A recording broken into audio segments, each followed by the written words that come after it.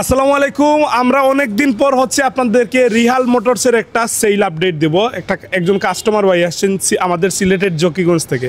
তো ঠিক আছে, ভাইয়ের সাথে আমরা একটু কথা বলবো, আর গাড়িটা ওনারা যে মানে রিহাল মোটরস থেকে নিয়েছেন ওনাদের অনুভূতিগুলো একটু আপনাদেরকে জানানোর চেষ্টা করব। আসসালামু আলাইকুম বড় ভাই। আসসালামু আলাইকুম। ভালো আছেন? জি আসসালামু আলাইকুম। আশা করি সকল ভালো আছেন।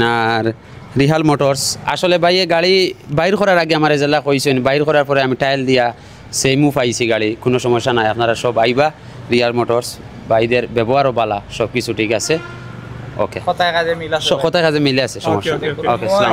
ওকে, ওকে। আরেকটা জিনিস আমি বলি, রিহাল মোটরসের আজকে আমরা একটা লাইভ করব, সরাসরি লাইভ দেখবেন, প্রচুর কালেকশন আছে। তার পাশাপাশি রিহাল মোটরসে কারেরটা তো আসবে ইনশাল্লাহ, সব আসবে ইনশাল্লাহ। আমরা রকিবের সাথে একটু কথা বলি। ভাই, কাস্টমারদের তো সবসময়, জি আলহামদুলিল্লাহ, কাস্টমারদের আলহামদুলিল্লাহ কম দামে দিচ্ছেন তো সবাইকে ইনশাআল্লাহ ভাই, ইনশাআল্লাহ। মানে আগে কাজ চলতো আপনাদের নিয়ে, কিন্তু এখন একা একা কাজ করতেছে।